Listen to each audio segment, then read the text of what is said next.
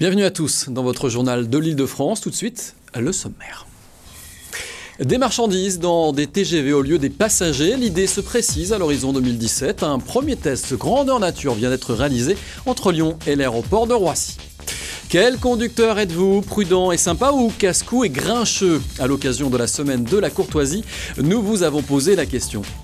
L'Internet à très haut débit arrive en Seine-Saint-Denis. Avec la fibre optique, c'est la promesse de débit 10 fois plus rapide. Des Miss Monde à Miss Ronde, il n'y a qu'une lettre. L'élection de la plus belle femme ronde de Seine-et-Marne se déroulera ce dimanche près de Meaux. Des marchandises dans des TGV au lieu des passagers. L'idée se précise à l'horizon 2017.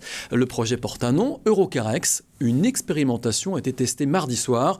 Un convoi parti de Lyon a rejoint Londres dans la nuit. Entre-temps, le convoi a fait escale à la gare de l'aéroport de Roissy-Charles de Gaulle. Regardez, c'est un sujet de Christophe Aubry de VOTV. Il est 19h13, hier, en gare SNCF de Roissy. Le premier TGV destiné au transport de marchandises vient de faire son entrée. Ce convoi en provenance de Lyon aura mis 2 heures pour arriver ici.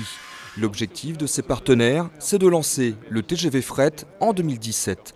Pour ce faire, ils veulent utiliser les gares ferroviaires installées dans les aéroports. Savoir quand est-ce que le marché va réellement se révéler, c'est difficile à dire. Ça dépend des conditions réglementaires, fiscales, économiques dans l'Europe des marchandises. Mais nous, on y croit et on croit surtout à la capacité que tous les partenaires ont à réussir le projet technique, qui est un projet pas facile, car pour l'instant, TGV, ça rime avec passagers, et demain, ça doit rimer avec marchandises. Donc ça soulève toute une série de problèmes techniques qu'on est en train de résoudre. Aujourd'hui, les transporteurs comme FedEx utilisent l'avion ou le camion pour livrer des marchandises en Europe à J+1. À lui seul, ce TGV peut emporter 120 tonnes de colis. C'est l'équivalent de 7 avions cargo.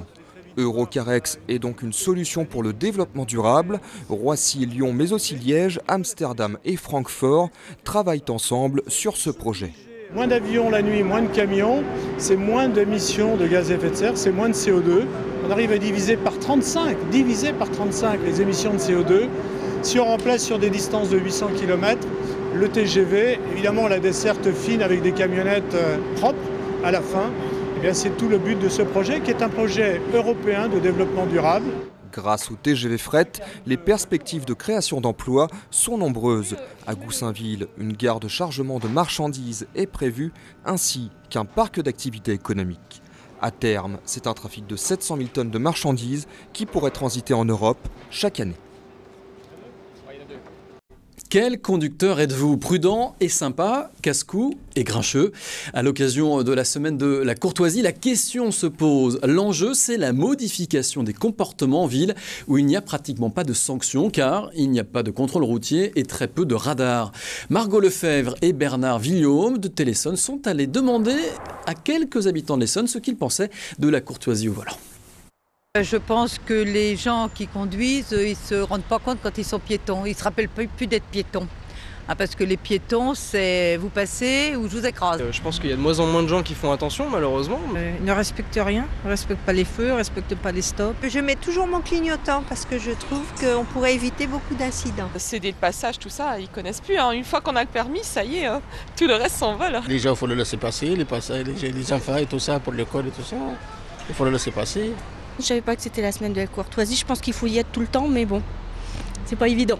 Ça peut inciter des personnes à faire plus attention. Et puis ceux qui font attention peuvent se dire, on est méritant. J'ai toujours été cool volant, parce que j'estime qu'il faut respecter les autres. Et puis ça sert à rien de s'énerver, parce que c'est pas pour ça qu'on va plus vite. Même à pied, il n'y a pas de courtoisie. L'Internet à très haut débit arrive en Seine-Saint-Denis. Avec la fibre optique, c'est la promesse de débit 10 fois plus rapide. Plus d'infos dans ce sujet, signé Sarah Torres de TVM Est parisien.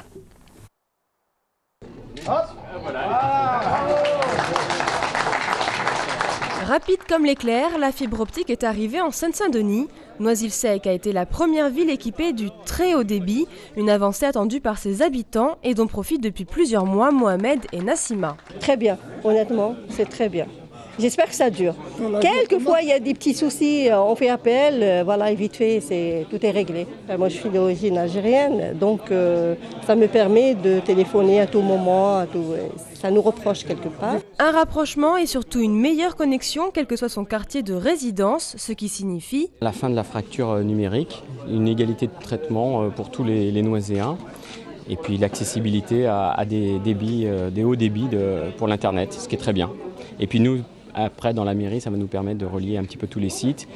Il y a un partenariat avec le collège, avec le conseil général pour tous les collèges, donc c'est très très bien.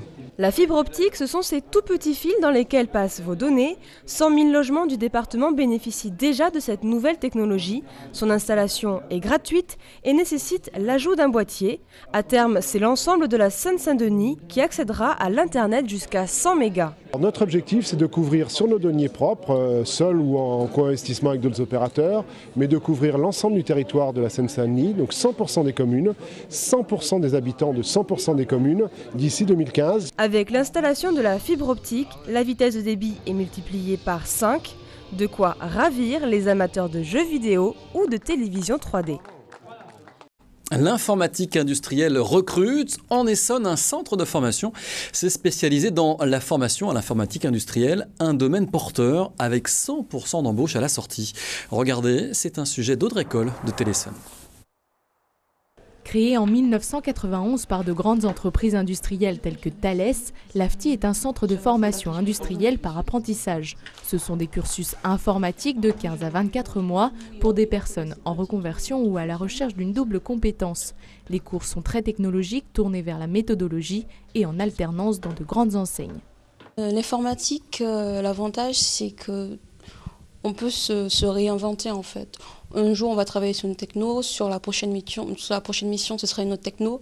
Donc, on n'a pas le temps de s'ennuyer. On est vraiment, c'est vraiment un renouvellement et on est vraiment très proche de l'évolution technologique en fait. En général, ce qu'ils cherchent ici, c'est surtout d'avoir une garantie d'emploi à la sortie de la formation et principalement des formations solides, très demandées par les entreprises. L'AFTI ouvre ses portes demain pour la semaine de l'industrie, une occasion de présenter au public l'école et la formation. Les étudiants sont recrutés de Bac+2 à Bac+5 après des formations informatiques ou mathématiques. L'informatique, qu'est-ce que c'est? Qu'est-ce que c'est l'informatique dans l'industrie? Et dans toutes les industries, il y a besoin d'informatique. Donc on avait vraiment besoin de montrer aux jeunes qu'il y avait du service, il y avait plein de choses à faire en France, mais il y avait aussi beaucoup de choses à faire dans l'industrie. L'industrie, c'était pas sale. Si dans certains secteurs l'industrie est en difficulté, l'AFTI prouve qu'il existe encore beaucoup de demandes avec des débouchés et une évolution de carrière. Un siège social écolo, c'est dans les Yvelines. Le constructeur Bouygues rénove écologiquement son site de Guyancourt. Panneaux photovoltaïques, géothermie, récupération et traitement des eaux pluviales. Un vaste chantier dont la première tranche vient de se terminer, comme nous le présente TVFil 78. Le siège social de Bouygues, l'immeuble Challenger à Guyancourt, s'offre un lifting. Débuté en 2009, la première phase de la rénovation est achevée. L'objectif pour le groupe est de faire de l'immeuble une vitrine de son savoir-faire en matière de construction respectueuse de l'environnement. Aujourd'hui, nous avons terminé la partie technique, c'est-à-dire tout ce qui est géothermie, solaire, les jardins filtrants, le cockpit qui rassemble ça. Grâce à ces installations, le site devrait diviser par 10 sa consommation d'énergie. Les 2800 m² de jardins filtrants, quant à eux, ont pour vocation de dépolluer les eaux usées et les eaux de pluie afin d'être utilisées sur le site. Bouygues annonce une diminution d'environ 60% de la consommation annuelle d'eau de ville et 0 rejet dans les égouts. Mais ce ne sont pas les seules nouveautés. La rénovation de la première partie des bureaux est également terminée et 2 parkings ont été ajoutés. Cela représente 400 places supplémentaires, dont 200 qui pourront accueillir des véhicules électriques. Construit en 1988, l'édifice était à l'époque présenté comme une vitrine technologique du XXe siècle. Mais depuis, bien des choses ont changé. Il était temps pour le groupe de s'adapter aux contraintes technologiques et surtout environnementales du XXIe siècle. Challenger vise le label BBC et 3 certifications environnementales quasi identiques mais de nationalités différentes, la française HQE, l'américaine LEED et la britannique BREEAM. Pourquoi nous sommes partis sur ces 2 certifications pour une question, nous sommes une entreprise nationale bien sûr, française, et nous exerçons à l'international. Il est évident que nous voulions montrer à notre clientèle internationale que les certifications étaient égales et qu'on obtenait aussi bien la certification HQE avec la certification ligne ouvrière. Bouygues ne se cantonne pas à rénover le bâtiment, il va l'agrandir. On prévoit 1500 mètres carrés de bureaux supplémentaires, le site compte 3000 salariés et représente 10 500 mètres carrés. Challenge pour Challenger, conserver l'aspect visuel des bâtiments et maintenir l'activité. Montant global du chantier, 150 millions d'euros, les travaux de rénovation de l'immeuble Challenger devraient être achevés d'ici 2014. Et cette semaine, beaucoup de villes commémoraient les 50 ans de la fin de la guerre d'Algérie. Un anniversaire clé pour une guerre longtemps restée dans l'ombre, avec aujourd'hui une date de commémoration qui fait encore débat. L'État rappelle que Jacques Chirac avait fixé la date officielle au 5 décembre. Sur la Seine-et-Marne, aucune célébration pour le préfet. Les journalistes de Canal Coquelicot 77 sont allés à Ponto-Combo à la rencontre d'associations d'anciens combattants pour mieux comprendre les enjeux de ce débat. C'est un sujet signé Julia Gollon et Cécile Claveau de Canal Coquelicot 77.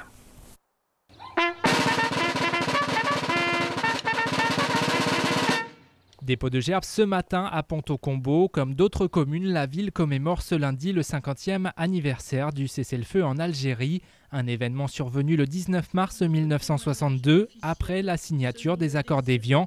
Pour une partie des anciens combattants, la date est historique. C'est donc la fin officielle de la guerre d'Algérie, et donc c'est à ce moment-là que nous voulons honorer la mémoire de tous nos amis, de tous nos frères d'armes qui sont décédés sur place, plus ou moins 30 000. Une date de commémoration qui n'est toutefois pas reconnue. Officiellement, la journée nationale du souvenir pour les combattants français en Afrique du Nord est fixée au 5 décembre. Elle correspond à l'inauguration en 2002 d'un mémorial par Jacques Chirac.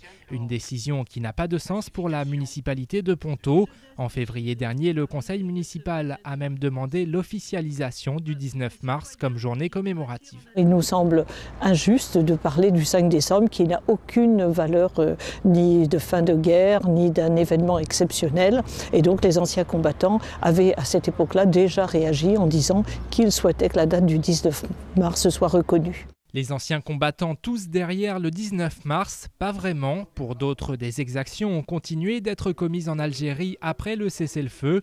Pour eux, retenir cette journée, c'est oublier la mémoire de ceux tués après cette date. Ce 19 mars, bien sûr, c'est une date historique, ça on ne peut pas lui enlever. Mais on ne peut pas non plus l'apprécier en tant que fin du conflit, parce que le conflit s'est continué, et je pourrais même dire qu'il s'est perpétré jusqu'au 2 juillet 1964. Polémique entre anciens combattants, le débat s'est toujours retrouvé sur la scène politique. Si à gauche, comme ici à Ponto, Chelles ou Torcy, on commémore le 19 mars, à droite comme à Emerainville ou Bussy, on préfère toujours le 5 décembre. Acheter un voyage aux enchères et partir dans l'heure. Pour la 3e année, Aéroport de Paris a organisé une vente aux enchères de billets d'avion à Roissy-Charles de Gaulle. Une centaine de billets aux destinations de rêve étaient à acheter. La recette de cette vente aux enchères a été reversée à l'association Rêve qui réalise depuis 1994 les souhaits d'enfants malades. Regardez ce reportage, il est signé Sandrine Cardon avec Christophe Rigaud de VOTV. Dernière chance à 900 qui couvre cette enchère de 900 € pour Los Angeles. 2 allers-retours à 900. Je viens de juger, dernière chance à 900. Pas d'autres amateurs pour Los Angeles. C'est votre enchère, monsieur. J'adjuge et on vous applaudit. 900, bravo. Ambiance de salle des ventes au terminal 2 de l'aéroport de Roissy. Plus d'1 millier de personnes sont venues de toute la France pour décrocher le précieux sésame. Des allers-retours à des prix défiant toute concurrence pour des destinations de rêve. J'espère avoir un billet pour Tokyo, Paris-Tokyo, pour un prix attractif. On va essayer d'aller jusqu'à 1600, après c'est trop. Tokyo, San Francisco, Auckland ou encore Nairobi, toutes ces destinations étaient proposées, pour certaines, avec des départs immédiats. C'était le cas pour Papété, une enchère que n'ont pas raté Hervé et sa mère. Et bon voyage. Je m'étais basé sur des enchères anciennes qui avaient été très avantageuses en 2010 et je ne pensais pas que ça allait monter aussi haut. Mais vous savez, on est souvent assez grisé par les enchères. Mais ça reste quand même nettement inférieur au prix du billet normal parce qu'il est à 2 000 €. Il faut pour l'aller-retour. C'est une destination assez chère. Au total, 54 lots de 2 billets aller-retour ont été vendus au profit de l'association Rêve pour cette 3e édition. Toujours dans une ambiance survoltée. 400 à 450 par vous, monsieur. L'aéroport de Paris a déjà participé, nous a déjà ramené 200 000 €, ce qui a permis de réaliser environ une centaine de rêves pour les 2 premières opérations. Là, vous allez voir tout à l'heure deux enfants qui vont partir à New York grâce à cette opération. Ces 2 jeunes, les voici. Justine et Kevin n'attendaient plus que l'avion. Je suis toute excitée de partir. J'attends avec impatience d'être dans l'avion et d'atterrir surtout. Alors on s'en va à New York. J'accompagne le rêve de Justine, une adolescente de 17 ans qui fait partie de l'association.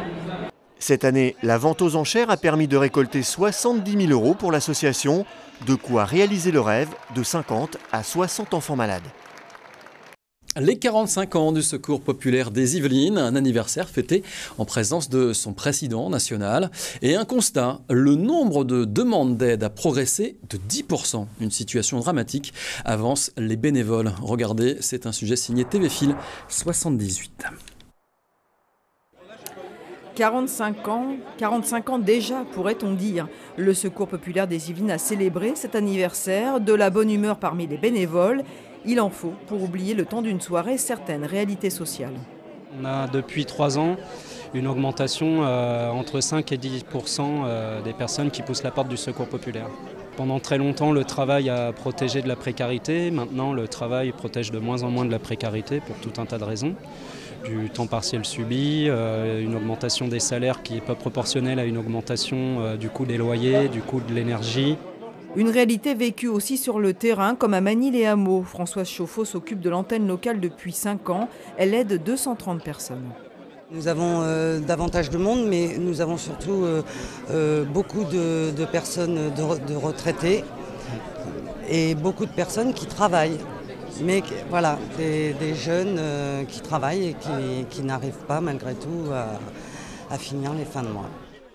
Un anniversaire célébré en présence de Julien Lauprêtre, le président national. Le Secours populaire, une association généraliste qui apporte un soutien en termes de nourriture, mais également de vêtements ou de logement. L'association aide aussi les enfants à partir en vacances. Nous sommes débordés par le nombre de demandes qui grandissent et qui viennent vers le Secours populaire. Par exemple, 3 chiffres, 2 millions il y a 3 ans, ensuite 2 400 000 et l'année dernière, nous en sommes à près de 3 millions de personnes qui sont venues demander de l'aide. Et c'est dramatique, vous voyez. Nous sommes en face à un raz-de-marée de la misère qui est vraiment très angoissant.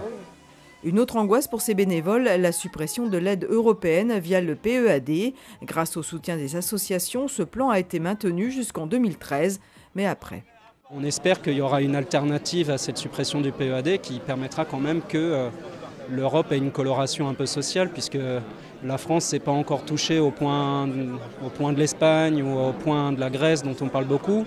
Mais je rappelle quand même qu'en France, il y a quand même une dizaine de millions de personnes qui ont des problèmes pour se loger dans la dignité. Un dossier d'autant plus important quand on sait que sur les 100 millions de repas servis l'an passé par le Secours populaire en France, la moitié des denrées provenaient de l'Europe. Mais le temps d'un repas, les bénévoles ont tenté d'oublier ces préoccupations du quotidien pour se retrouver et partager un moment festif. Les 26 et 27 mars prochains, un traiteur de l'Essonne appartenant à l'Association des traiteurs français va organiser et participer aux 4e rencontres des chefs. Le but de ces 2 jours, partager le savoir-faire et se rencontrer entre chefs cuistots. Reportage Claire Colombel de Téléson. Chaque jour, des milliers de petits fours et de plats sont préparés dans ce laboratoire à Vissou. 27 personnes s'activent en cuisine pour répondre aux 4 à 5 000 demandes annuelles de grands clients comme Louis Vuitton ou Clarins. Dans 6 jours, le maître de cette cuisine va participer aux 4e rencontres des chefs de l'association Traiteurs de France qui se déroulera cette année à Paris. Le but, c'est de les faire rencontrer pour plus travailler sur des produits, fédérer, avoir une communication entre eux, discuter. Et comme ça, dans toute l'année, s'ils ont besoin de se parler, ils se sont vus, ils ont travaillé 2 jours ensemble. Pas de compétition lors de ce regroupement, le maître mot et le partage du savoir-faire. Cette année, le thème choisi est le bistrot chic. Voici quelques idées des mets qui pourraient être créés. On revoit les grands classiques des bistrots, alors ça peut être l'œuf mollet, ça peut être l'œuf coq, ça peut être les desserts, le café gourmand, le café liégeois, l'île flottante sur les desserts, et sur les plats on va retrouver, on peut très bien retravailler un hareng pomme à l'huile, on peut le retravailler, un boudin pomme, ça peut être la Saint-Jacques, ça peut être le carré de veau, le carré de porc, le carré d'agneau, on revisite tout. La rencontre commencera lundi prochain. 50 chefs venus de partout, tous affiliés aux traiteurs de France, seront présents. Par équipe de 3, ils devront en un temps limité et avec des ingrédients imposés, faire preuve d'imagination pour développer de nouveaux plats aux saveurs alléchantes. Allez, on continue maintenant, on va parler du marché du vin bio. Il fête ses 10 ans à Montreuil. Lancé en 2002, il a commencé avec seulement 15 vignerons venus de toute la France. Aujourd'hui, 43 y sont représentés. Son but est avant tout de promouvoir de nouvelles manières de consommer et de produire le vin français. Regardez ce sujet, il est signé Sarah Latorres de TVM Est parisien. Du vin, oui, mais du vin bio. Près de 600 amateurs de vignobles se sont retrouvés à la halle Marcel Dufriche, d'Alsace, de Bergerac ou de Dordogne. On revendique des vins mis en bouteille sans produits chimiques et donc avec plus de caractère. Il y a le goût, mais il y a aussi l'éthique. Il ne faut pas oublier que la bio, c'est une démarche qui cherche à transmettre notre planète, nos terres, à une génération future. Une génération qui verra peut-être l'augmentation de terrains viticoles bio. On était à 1,5, on a doublé à 3, on est de 3 à 6, donc je vois que facilement on va être à 12%, et pourquoi pas 24, et pourquoi pas 48, donc ici peut-être 10 ans, moitié du vignoble va être en bio. Pourtant, le vin bio n'a pas toujours eu le même succès, parfois source de méfiance chez leur clientèle. Certains grands vignobles reculent encore devant l'apposition du label bio sur leurs bouteilles. De nombreux grands crus de Bordeaux, par exemple, sont déjà en agriculture biologique et certifiés en agriculture biologique, et pourtant ne l'affichent pas parce qu'ils ont encore peur de l'image de marque de jeune fou, un petit peu utopiste que ça véhicule encore. Des craintes qui ne freinent pas la croissance du marché du vin bio. En 10 ans, le nombre d'exposants a triplé et celui des visiteurs a doublé. Que ce soit le degré d'alcool ou le prix, la différence reste légère entre vin bio et vin conventionnel. Pour le goût, les consommateurs restent, quoi qu'il en soit, amateurs de qualité. Maintenant, on arrive vraiment à se faire plaisir sur différents types de rouges, de vins. Et puis par rapport à du vin conventionnel, si je vous entendais parler de vin conventionnel, je trouve que ça se concurrence bien et de plus en plus. C'est bio, c'est bien, ça happe moins la bouche. En termes de goût, de toute façon, c'est forcément mieux parce qu'on a moins, on est sûr de ne pas avoir de pesticides ou de choses comme ça. J'aime bien le bon vin et pas forcément le vin bio. Il y a des choses vraiment bien et il y a des choses qu'il faut pas goûter. Bio ou pas, le vin reste un alcool à consommer avec modération. De Miss Monde à Miss Ronde, il n'y a qu'une lettre. L'élection de la plus belle femme ronde du département de Seine-et-Marne aura lieu ce dimanche près de Meaux. Plus qu'un concours, l'opération est surtout un acte militant pour valoriser la femme et casser les préjugés. Regardez ce sujet, il est signé Thibaut Descroix de Canal Coquelicot 77. Oubliez Miss France et ses midinettes, place à Miss Ronde. C'est un concours d'un genre bien particulier qui se prépare en ce moment, celui qui élira la beauté toute en forme de Seine-et-Marne. Séance maquillage, défilé ou essayage, nous voici chez l'une des candidates pour les répétitions de l'événement. C'est impressionnant, j'aime bien ça. Non, elle n'est pas à donner, je vais la porter. L'initiative n'est pas nouvelle, Miss Ronde France existe depuis 2007, mais c'est la première fois que l'élection se fait aussi au niveau départemental. En jeu, la fierté d'être désigné parmi les 6 finalistes, mais surtout un acte militant. On est aussi là pour combattre les idées, les dictats de la mode. La femme, c'est pas que la jeune fille adolescente, la femme, c'est l'adolescente qui est en mal-être au collège, c'est la femme qui a eu ses enfants, qui a pris un peu d'embonpoint, c'est aussi la femme un peu plus âgée, qui a dépassé les 40 ans et qui a ses rondeurs et qui aimerait être bien dans son corps sans pour autant avoir à s'identifier aux normes qui sont complètement erronées, on pourrait dire. Audrey habite Saint-Thibault. Cette jeune maman de 26 ans fait partie de l'une de ces catégories. C'est à l'occasion de la naissance de ses jumeaux qu'elle a pris des rondeurs qui ne l'ont plus quittée depuis. Ces formes, elle a choisi de faire avec, d'où sa participation au concours Miss Ronde. Pour moi, c'est pas vraiment un problème, c'est une vie. Pour moi, c'est un style de vie que j'ai adapté. Et je me sens tellement bien que j'ai envie de le dire à tout le monde, prouver que voilà, on est ronde, on est des femmes et on assume complètement nos rondeurs. Mais ces rondeurs, tout le monde ne vit pas forcément aussi bien avec. Déborah est étudiante en sciences de l'éducation. Cette Pontelloise a longtemps souffert de son image, alors Miss Ronde, c'est pour gagner en confiance et changer les mentalités autour d'elle. Et ça, c'est déjà en partie réussi. Déjà vis-à-vis de mes proches, des personnes qui m'ont critiquée quand j'étais petite, le regard a beaucoup changé. Ça a vraiment fait ouvrir leur mentalité et puis moi, même moi, je m'assume beaucoup plus et j'ai envie de montrer justement qu'on peut être ronde, jolie et réussir, être épanouie. Déborah a finalement trouvé une véritable petite communauté qui s'est formée chez les candidates entre sorties, shopping ou encore vide-dressing. Mais dès dimanche, retour à la compétition, ce sera dès 15h au Café Théâtre Music Hall à Panchard. Voilà, ce journal est maintenant terminé. Je vous en rappelle le principal titre. Des marchandises dans des TGV au lieu des passagers. L'idée fait son chemin, elle se précise à l'horizon 2017. Un premier test grandeur nature vient d'être réalisé entre Lyon et Londres en passant par l'aéroport de Roissy. Merci encore de votre fidélité à suivre les programmes de Télif, la télévision des télés locales d'Île-de-France.